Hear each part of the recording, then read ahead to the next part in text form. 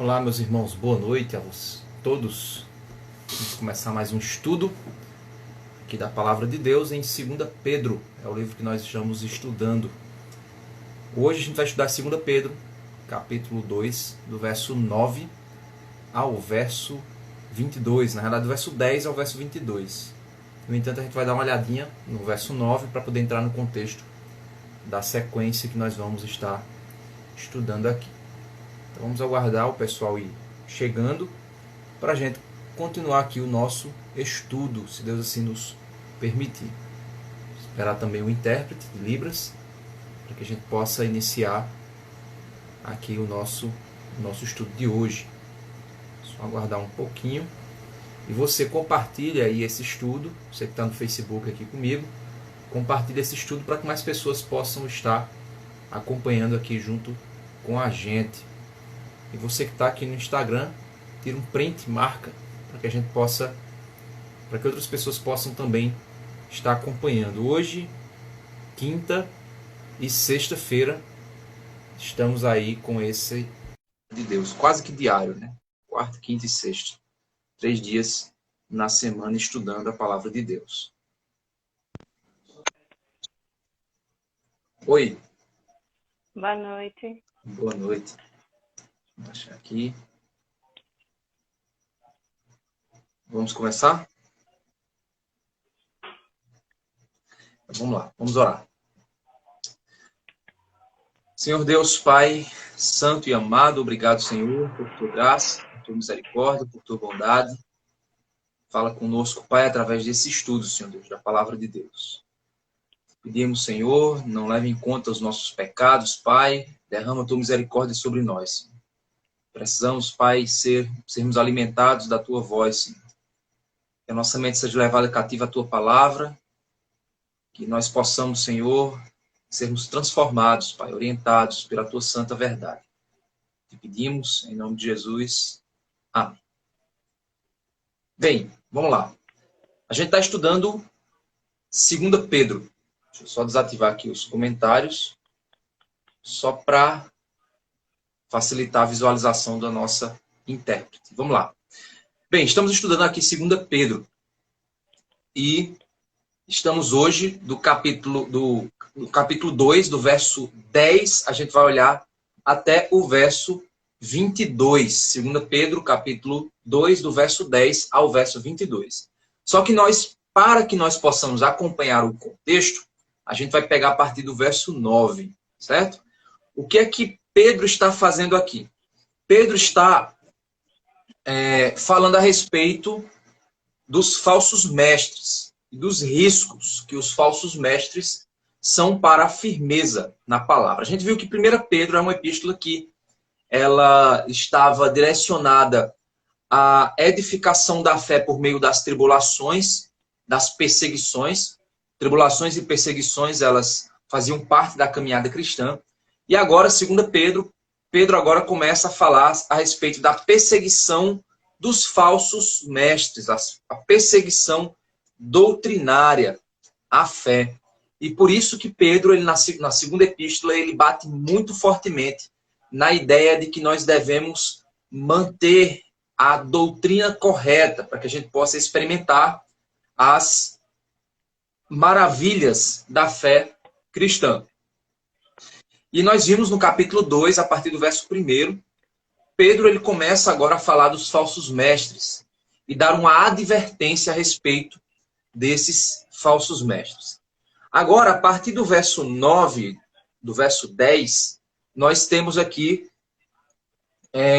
Pedro falando um pouco das características desses falsos mestres e por que nós devemos ter cuidado com esses falsos mestres. Para que a gente possa entrar no contexto, vamos aqui para o verso 9, quando ele diz o seguinte: assim, o Senhor sabe livrar da provação os piedosos, ou seja, aqueles que obedecem ao Senhor, aqueles que buscam ao Senhor, aqueles que desejam viver uma vida para a glória de Deus, na prática, certo? Vida cristã, a gente tem visto aqui, Pedro está nos ensinando que a vida cristã ela não é uma vida só ideológica. Ela não é uma vida só de teoria. Não é uma vida somente que eu falo que eu sou cristão, não.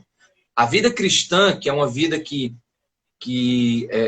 afirma ser Jesus, o Senhor, ressurreto, vivo, é uma vida em que o senhorio de Cristo reflete-se em todas as dimensões da minha vida. E a minha vivência da vida cristã, ela se evidencia naquilo que Pedro chama de piedade, uma vida piedosa. E aqui ele está dizendo que o Senhor sabe livrar da provação os piedosos. Que provação ele está falando? Da provação que vem por meio dos falsos mestres. A provação da fé na verdadeira doutrina. Tem pessoas que caem da doutrina por alguns motivos que Pedro vai afirmar aqui. E a gente precisa ter consciência disso. Então, o Senhor sabe livrar da provação os piedosos. E manter os injustos sob castigo para o dia do juízo. Então, as pessoas que não buscam ao Senhor acabam se mantendo sob o castigo das falsas doutrinas. Então, você vê uma pessoa seguindo a doutrina da prosperidade, você diz, meu Deus, eu já falei para ela que aquilo ali é um engano. Por que ela continua seguindo aquilo ali? Porque ela é uma injusta, ela é uma ímpia. Ela está sendo levada pelo castigo de Deus. Mesmo diante da verdade do evangelho, mas ela não se submete. Existem pessoas que são assim. Essas pessoas sabem que determinadas igrejas são comércios, mas elas não estão nem aí para isso, porque elas estão buscando alguma coisa lá dentro, que não é o evangelho de Cristo, por mais que elas digam que é, mas elas não são servas do Senhor.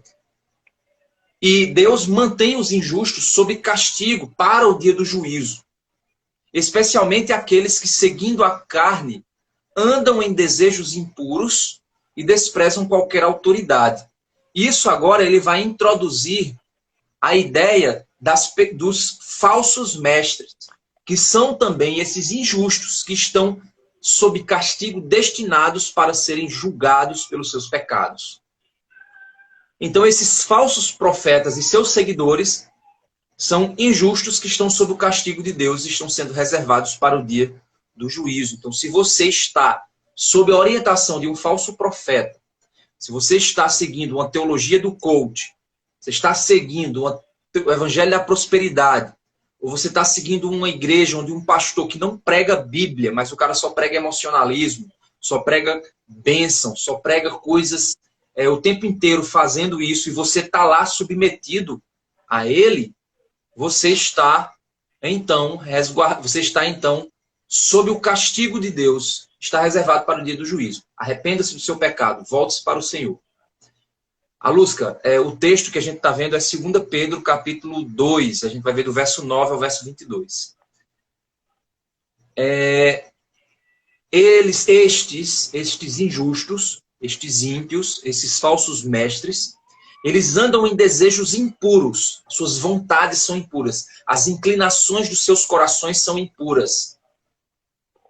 Desprezam qualquer autoridade. Sabe por que eles desprezam qualquer autoridade? Porque eles se colocam como autoridade última. Eles se colocam como aqueles que até mesmo têm a mesma autoridade de Deus. Você já viu alguns destes aí decretando cura, decretando milagre, determinando para Deus, como se Deus fosse obrigado a fazer isso. Você já viu isso? Então esses homens, eles não respeitam nenhum tipo de autoridade. Eles não se submetem a nenhum tipo de autoridade. A autoridade das Escrituras, a autoridade dos apóstolos, a autoridade do próprio Cristo, do próprio Deus. Eles não se submetem a nenhum tipo de autoridade. Por quê? Porque eles são a própria autoridade. Eles mesmos se colocam como autoridade. E agora ele vai descrever uma série de características desses homens. E dentre essas características, ele vai também mostrar que algumas dessas características se refletem na maneira como eles enganam aqueles que estão seguindo eles. Primeira característica é que eles possuem um coração insubmisso. Eles não sabem se submeter. Normalmente é assim. Alguém está dentro de uma igreja querendo pregar uma heresia e o pastor da igreja está ali combatendo aquela heresia, dizendo que aquilo está errado. O que é que o cara às vezes faz? Ele sai daquela igreja e vai fundar uma igreja para ele. Já viu isso? Pronto, é exatamente isso. São homens de um coração insubmisso. Eles não se submetem à palavra de Deus.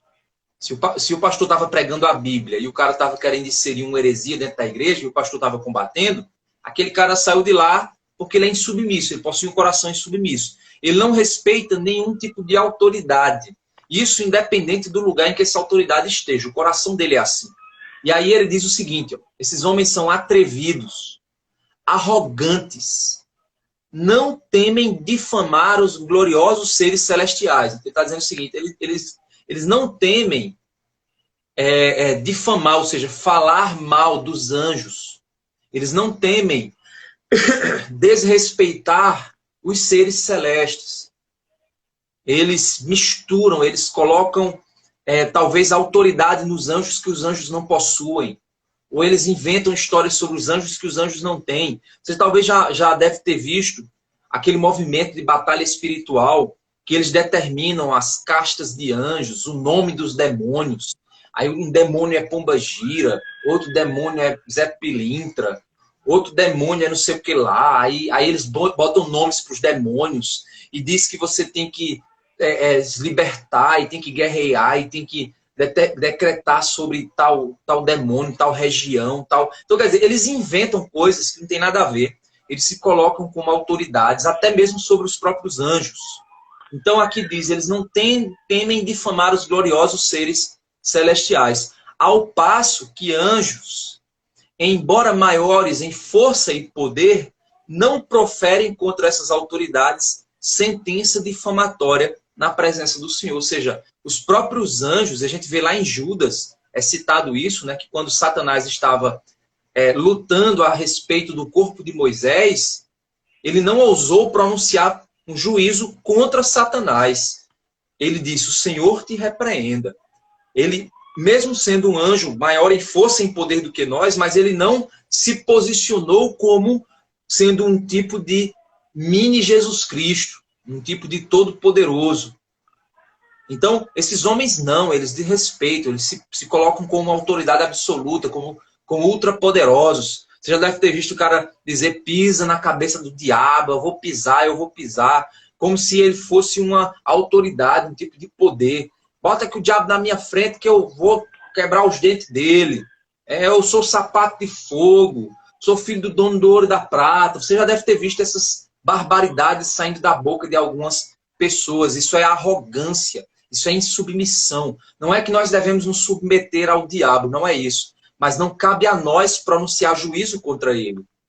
Porque o juízo dele foi na cruz. Cristo, sim, derramou sobre Satanás o juízo. Ele sim tem poder. Nós não somos assim. Nós somos submetidos. Sujeitai-vos a Deus, resistir ao diabo e ele fugirá de vós. Essa é a batalha que é imposta sobre nós com relação aos seres demoníacos. E aqui ele diz, os próprios anjos não proferem contra essas autoridades sentença difamatória na presença do Senhor. Segunda característica é que eles são ignorantes e irracionais. Eles são irracionais. Eles não possuem conhecimento espiritual real, mas o conhecimento deles é puramente carnal. Eles não têm a mente de Cristo. Eles têm uma mente carnal. O conhecimento deles é puramente intelectual, não tem poder no conhecimento deles. E é isso que Pedro diz no verso 12, quando ele diz assim, esses, porém, como animais irracionais, seres guiados pelo instinto. Então, quer dizer, eles são levados pelas vontades, pelos desejos deles, que nascem para serem capturados e mortos. Ele compara esses homens a animais irracionais, seres da floresta, seres que são guiados pelos seus próprios instintos, que são seres que não se pode domesticar. São animais que são capturados e mortos. Por quê? Porque eles você não pode domesticá-los. Eles não se submetem a nada. São irracionais, são seres animalescos.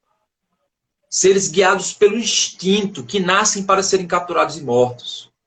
Falando mal daquilo que não entendem. Ou seja, eles tomam posições que eles nem sabem do que estão falando. Eles falam bobagem. Teve recentemente um jovem que disse que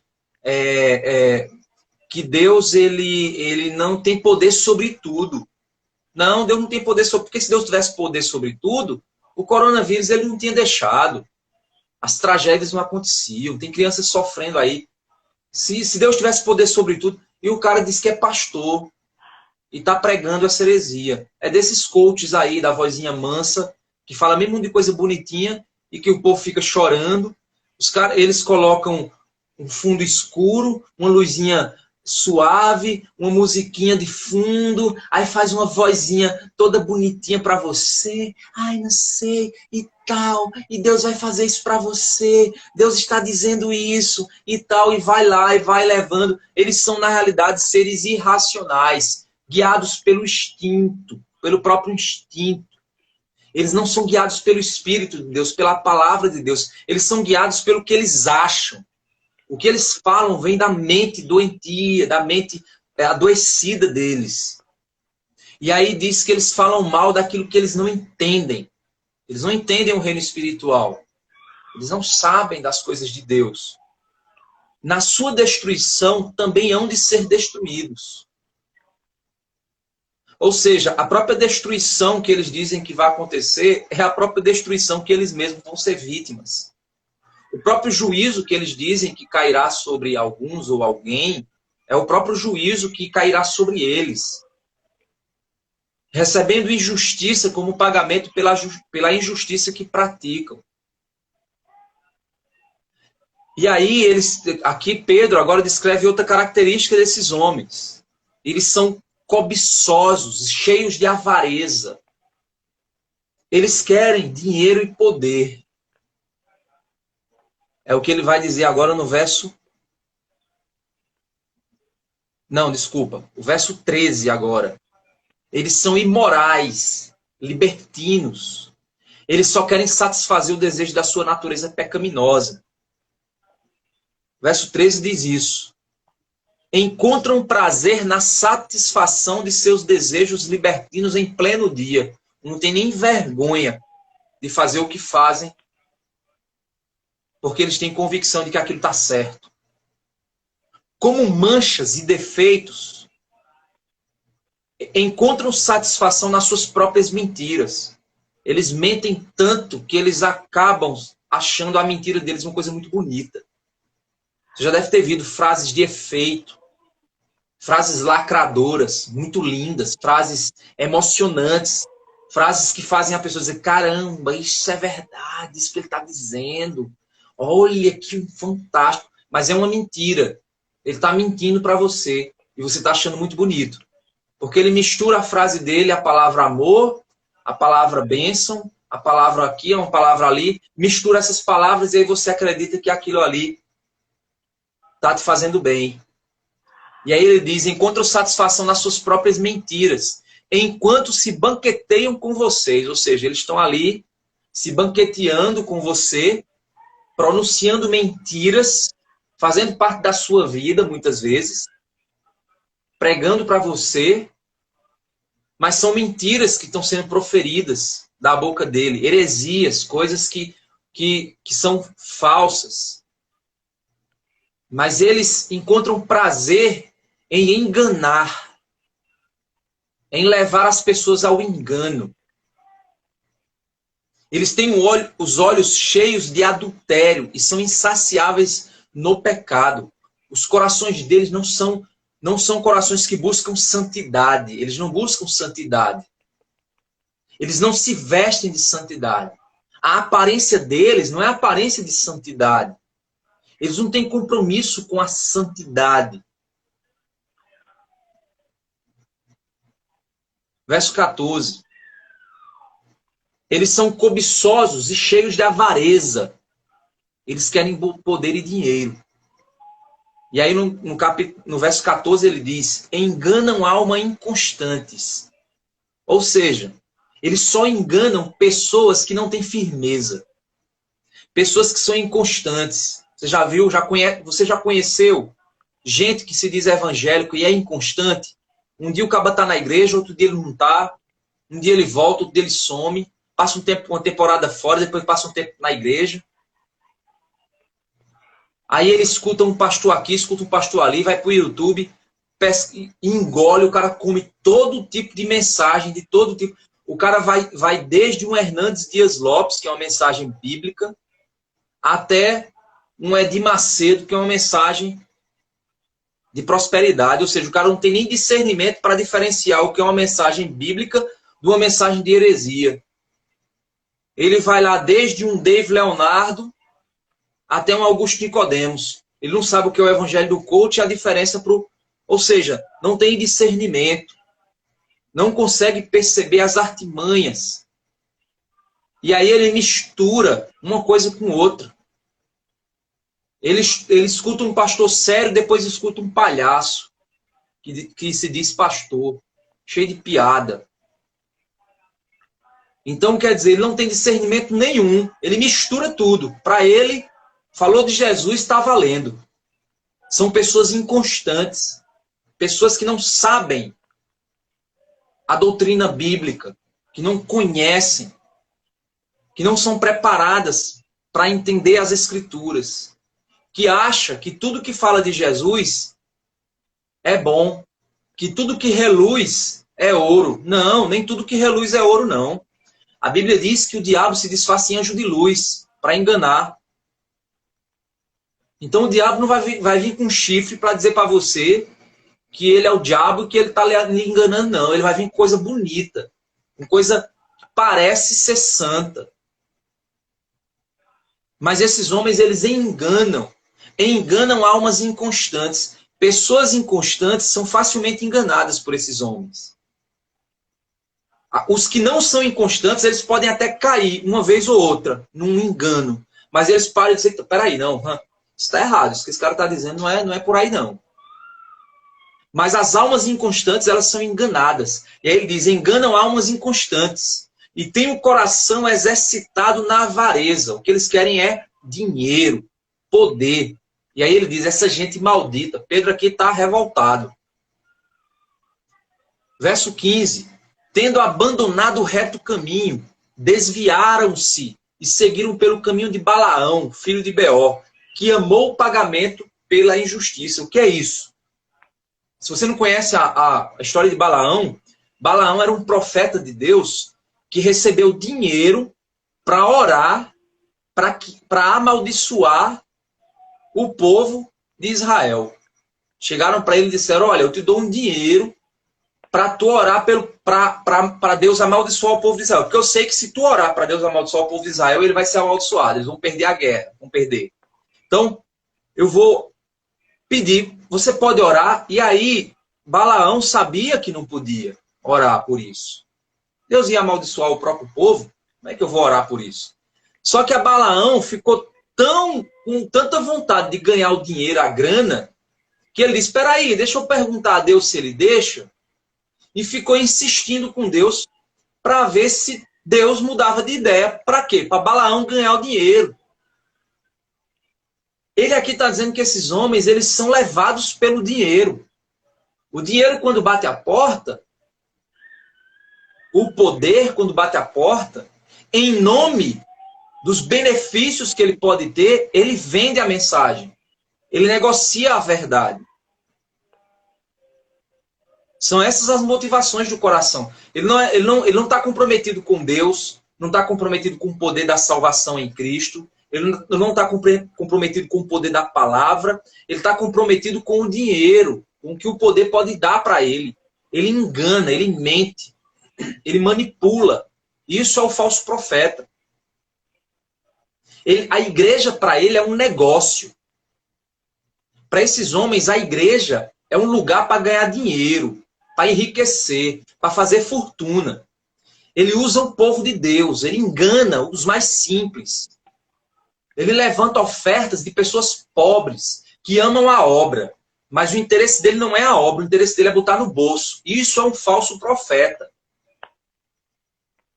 Se você já foi enganado por um falso profeta, provavelmente você foi enganado porque você tinha um coração inconstante. Por que esses homens não ensinam Bíblia para o povo? Porque se ele ensinar a Bíblia para o povo, ele não pode manipular o povo, não. Se ele ensinar a Bíblia para o povo, ele perde poder.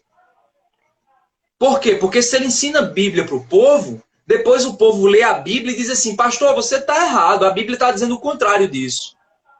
E ele não tem poder para enganar.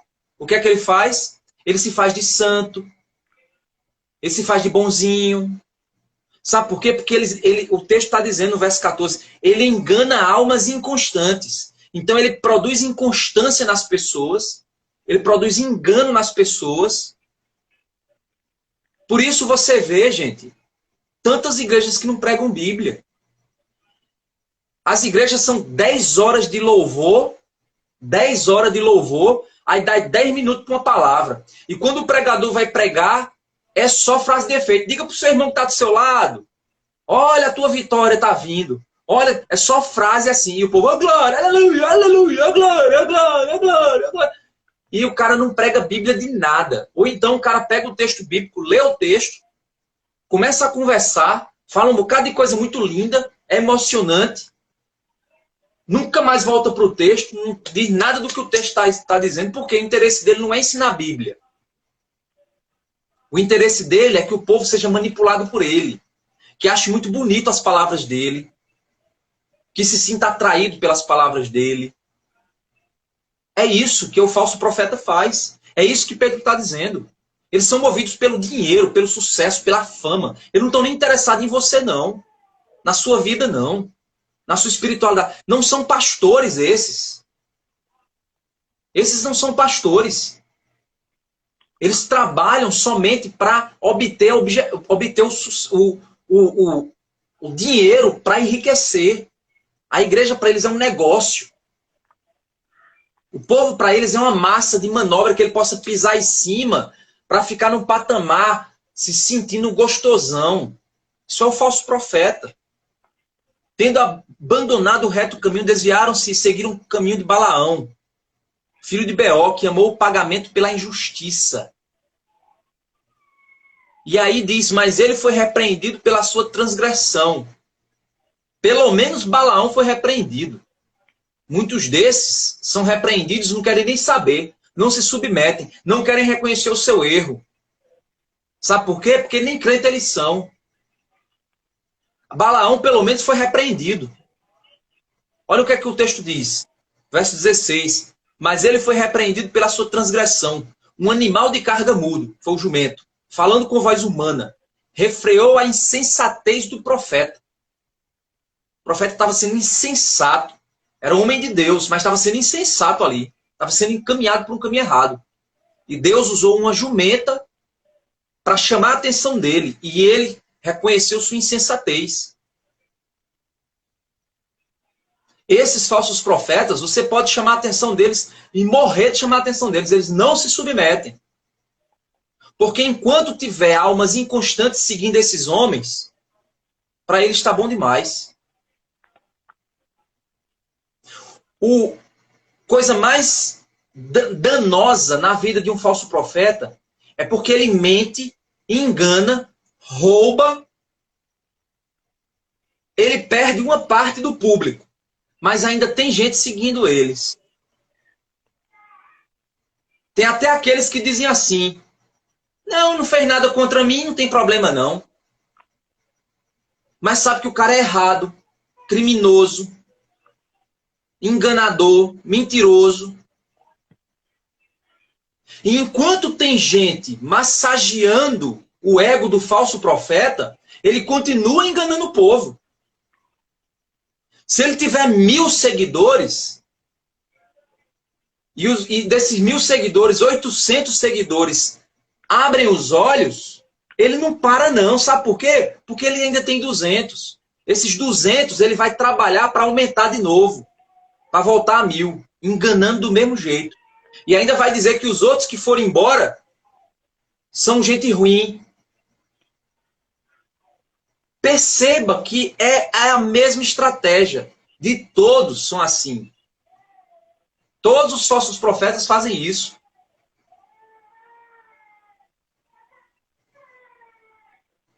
E ainda na mídia, se você olhar algum desses grandes poderosos aí, falsos profetas da prosperidade, ele está sendo perseguido. Ele diz que a obra de Deus está sendo perseguida. Mas ele está enganando o povo. E aí o pior é que esses homens, eles também apresentam uma aparência que não é real. Olha o verso 16, o verso 17. Esses tais são fontes sem água. Ou seja, tem uma fonte ali, você diz, então, vou beber água. Chega lá, não tem água. É só a carcaça. São fontes sem água. Névoas levadas pela tempestade. Névoa. Tem aparência, mas não tem nada dentro. É só vento. Para os quais está reservada a mais profunda escuridão. Está reservado para eles condenação, destruição. Porque falando com arrogância, palavras sem conteúdo. Eles são arrogantes. Eles acham que têm poder. Não mexa com o ungido do Senhor. Você já viu isso? Pois é. A frase preferida deles. Não toque no ungido. Primeiro, esse ungido ali era Davi se referindo a Saul, era o rei. Não sou eu nem você, não. Não é pastor, não. Não toque no ungido do Senhor. São arrogantes. Se acham. Meu amigo pastor, você que está me ouvindo. Se você é chamado por Deus, descanse no Senhor. Se a igreja que você pastoreia se levanta contra você, descanse no Senhor. Deus batalhará por você e condenará aquela igreja. Se você tiver de sair, saia com a cabeça erguida. Que você fez sua parte. Conheço pastores bíblicos, homens de Deus, que foram enxotados de igrejas. Porque as igrejas eram dominadas por homens arrogantes, donos de igreja. Você já deve ter conhecido gente dono de igreja. Conheci pastores que ficaram profundamente feridos e chegaram para mim e disseram: meu irmão, tristeza, preguei a palavra, exortei o povo. Na hora que eu fui disciplinar aquela pessoa, levantou-se contra mim aquele grupo lá e tal e tal. Eu digo: meu irmão, é condenação de Deus para eles. É condenação de Deus para eles. Descanse. Hoje o cara está continuando o ministério dele. Vai olhar lá a igreja como é que está? A destruição. Então, meu irmão, se você é servo do Senhor, você é pastor e foi chamado por Deus, não precisa você dizer não toque no ungido do Senhor. Não precisa você dizer isso, não. Faça seu trabalho. Se Deus quiser honrar a sua vida diante do trabalho que você está fazendo, Ele vai fazer. Se não, meu irmão, louvado seja o Senhor. Glória a Deus por isso. Quem é crente de verdade, Ele vai lhe respeitar. Quem é crente desmantelado, Ele não vai lhe respeitar, não. E não tem nada que você faça, nem botando medo. Sabe por quê? Porque esse crente desmantelado é esse arrogante que está aqui. Nuvem sem água. É gente sem conteúdo. E aqui diz que esses falsos profetas, eles falam com arrogância, palavras sem conteúdo. Enganam com desejos libertinos, de natureza carnal. Ele leva o povo, oferece ao povo diversão, oferece ao povo carnalidade, oferece ao povo um sentimento. Talvez tem igrejas que são alimentadas pelo sentimento de amizade carnal, não é amizade santa. O povo se reúne para fazer safadeza. O povo se reúne para pecar em conjunto. Sai piada de safadeza. Sai amizades corruptas. As pessoas encobrem safadeza umas das outras. Porque esses homens, eles enganam e oferecem uma fé libertina, uma fé sem santidade. Já vi casos de pastores que, sabendo que tinha gente em pecado dentro da igreja, mas chegou lá e disse: tem nada não, você é jovem. Isso faz parte. Olha só. Só porque a pessoa tinha uma certa importância dentro da igreja, ele tinha medo de perder a pessoa. Eles são assim.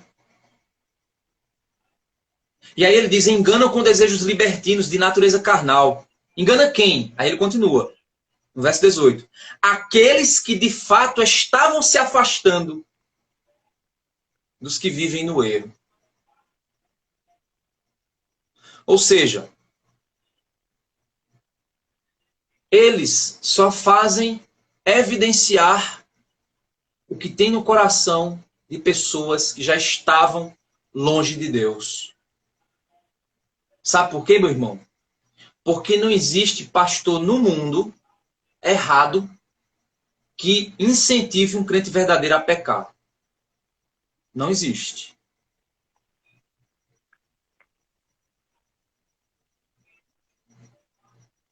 E aí ele diz como é que eles fazem isso? Prometendo-lhes a liberdade. Ou seja, viva assim que você vai ser livre. Nós somos livres em Cristo. Podemos viver de todo jeito. Nós somos livres. Hoje é uma outra linha teológica. É a modinha. Eu sou livre em Cristo. Posso tomar uma, porque eu sou livre em Cristo.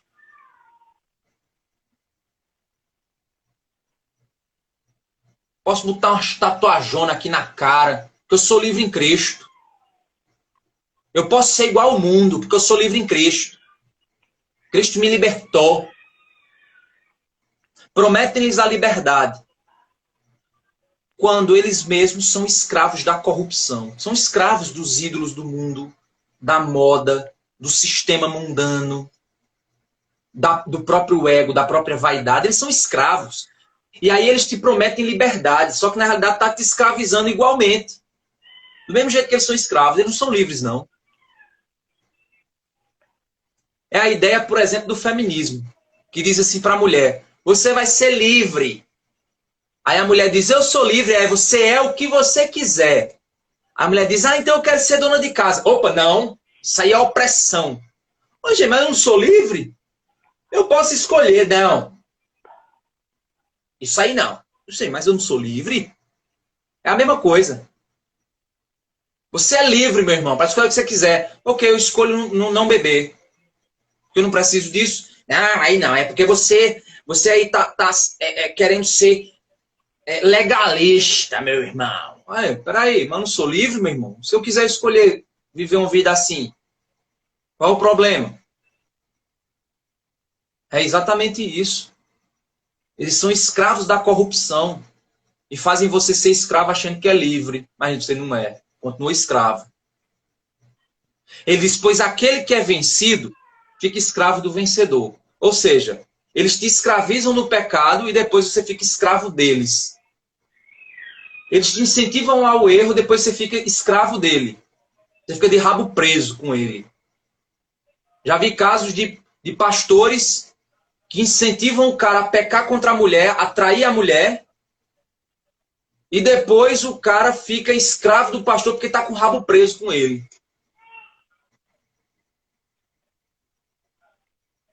Porque está errado. Porque o pastor acoloiava a safadeza do cara. E agora o cabo ficou preso com aquele pastor. Com aquele falso profeta. Verso 20. Portanto, se depois de terem escapado das contaminações do mundo, ele está dizendo agora é o alerta que ele dá para todos nós. Se depois de terem escapado das contaminações do mundo, mediante o conhecimento do nosso Senhor e Salvador Jesus Cristo, se deixarem enredar, ou seja, serem pegos como uma rede, serem capturados de novo e são vencidos, o seu último estado se torna pior do que o primeiro. Pois teria sido melhor que eles nunca tivessem conhecido o caminho da justiça, do que após conhecê-lo, voltar atrás e se afastar do santo mandamento que lhe havia sido dado. Ou seja, portanto, se esses homens, esses falsos profetas, isso são os falsos profetas, mas vale para você também e para mim. Se esses falsos profetas, eles se dizem que fugiram, que foram salvos da contaminação do mundo, mas agora eles são vencidos pelas próprias paixões, pelos próprios desejos, pelas próprias vaidades, o estado deles agora se torna pior do que o anterior. Era melhor, e ele diz o verso 21, pois teria sido melhor que eles nunca tivessem conhecido o caminho da justiça, do que após conhecê-lo, voltar atrás e se afastar do santo mandamento que lhes havia sido dado. O último estado do falso profeta se torna pior do que o primeiro. Ele comete atrocidades que ele diz assim, caramba. Então, por que então que ele diz que saiu das contaminações do mundo, você está vivendo em contaminação pior? Essa é a grande questão. É como se Pedro estivesse dizendo, é melhor ele estar no mundão do que dizer que é santo, mas está mentindo e está no mundão. É pior ainda. Tá entendendo? Pedro não está dizendo que é melhor o cara estar no mundão, não é isso. Mas ele tá, em comparação, ele está dizendo, olha, é melhor ele nunca ter conhecido a Cristo. Porque pelo menos fazia sentido ele estar no mundão. Mas ele ele diz que sai do mundão, entrega a vida a Cristo, e depois ele está fazendo safadeza escondido. Aí. Que é isso? É pior, o último estado dele é pior do que o primeiro. Porque pelo menos o primeiro era verdade. O segundo é mentira. É hipocrisia. Tem muito crente assim, viu, gente? Dentro das igrejas, tocando, cantando, trabalhando na igreja. E a vida é uma deturpação total. E dizem que estão livres em Cristo. Sou livre em Jesus. E aí Pedro diz o seguinte, com eles aconteceu, verso 22, o que diz certo provérbio muito verdadeiro. O cão volta ao seu próprio vômito. E a porca lavada volta a rolar na lama. Que é isso? O que a gente pode tirar disso? O cão, vocês já viram um cachorro? Vomita, vai lá e come o que ele vomitou. Nojento isso, né? Mas sabe por que ele faz isso? Porque ele é um cachorro. Você pega uma porquinha, lava a bichinha, dá um banho na bichinha, bota um brinquinho na bichinha, passa um batonzinho na bichinha, bota uma peruquinha na bichinha, fica, porquinha bonitinha, oh, que coisinha fofinha. Na hora que você soltar ela, para onde é que ela corre? Para a lama. Sabe por quê? Porque ela é uma porca. A natureza dela é estar na lama. A porca lavada voltou à lama. Aí você diz, o que Pedro está querendo dizer aqui? Que é natural que o falso crente volte para a lama. Porque ele nunca saiu de lá.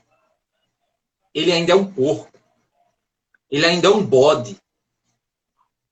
Por isso que a palavra de Deus diz, aquele que está em Cristo, nova criatura é. As coisas velhas se passaram e eis que tudo se fez novo. Quando nós entregamos nossa vida a Cristo, a nossa natureza é renovada. Ainda existe o homem carnal. Existe, ele está lá. Desejando o pecado, sim, está lá desejando o pecado. Mas a mente do crente sabe que aquilo é sujo, nojento. Sabe como é que eu uso o exemplo para dizer como é que funciona a mente de um crente? É como uma criança que virou adulto. Ele olha para os carrinhos e diz assim, rapaz, eu brinquei com aquele carrinho, rapaz. Mas aquilo não combina mais comigo hoje. Eu sou adulto, deixei de ser criança, já não sou mais menino. Agora que eu cheguei a ser homem, eu deixei das coisas de menino. Agora que eu sou crente, eu deixei das coisas do mundo. Não. Eu fiz aquilo, eu pratiquei aquilo. Mas hoje eu tenho nojo daquilo. Não. O meu homem carnal tem vontade. Mas o meu homem espiritual, a minha mente, diz para mim que não. Aquilo é errado. É pecado. Eu vou ser destruído. Eu preciso lutar. Preciso buscar o Senhor.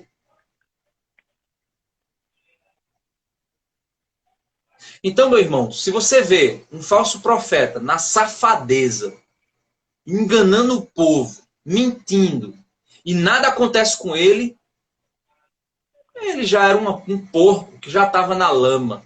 Ele só passou, só se lavou para fazer de conta para você que ele está bonitinho.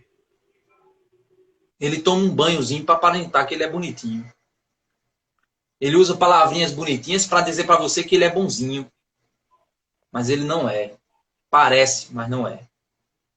Então, o que Pedro está dizendo, e aí a gente pode fechar o estudo com o que Pedro disse no início.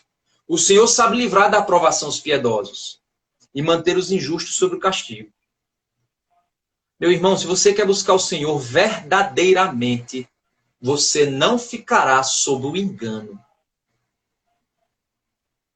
Logo quando eu comecei minha caminhada cristã, eu frequentei uma igreja herege.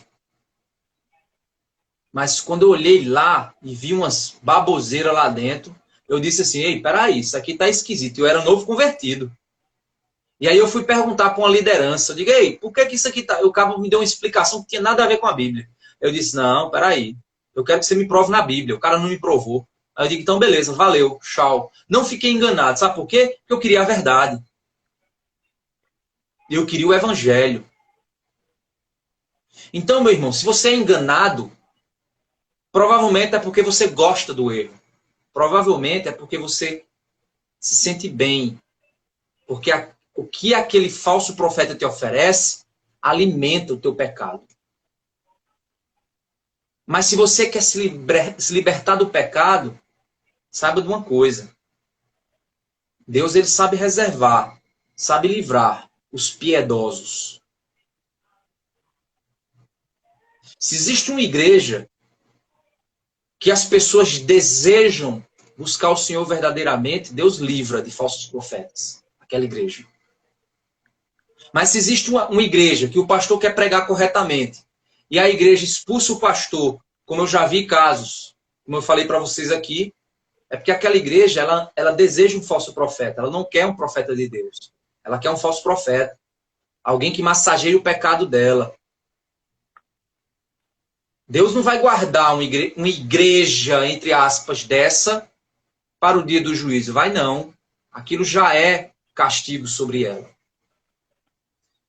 Então vamos confiar em Deus que Ele nos livra de todo engano, de todo erro. Então, irmãos, essa é a nossa mensagem de hoje, nosso estudo expositivo de hoje. Que Deus abençoe sua vida, Deus guarde os nossos corações nesse período de crise que nós estamos passando. Que você se alegre no Senhor, que você descanse sabendo que Deus está cuidando da sua vida. E que nesse local chamado internet nós temos de tudo que presta e de tudo que não presta. O que tem de porco disfarçado de ovelha não é brincadeira. Mas se você se alimentar da palavra e buscar o Senhor verdadeiramente, você não será enganado. Então, que Deus abençoe e guarde as nossas vidas, em nome de Cristo Jesus. Amém? Deus abençoe, pessoal aqui do Facebook. Deus abençoe aqui, pessoal do Instagram. Jailma, obrigado. E até amanhã, se Deus quiser, Deus 8h30. abençoe.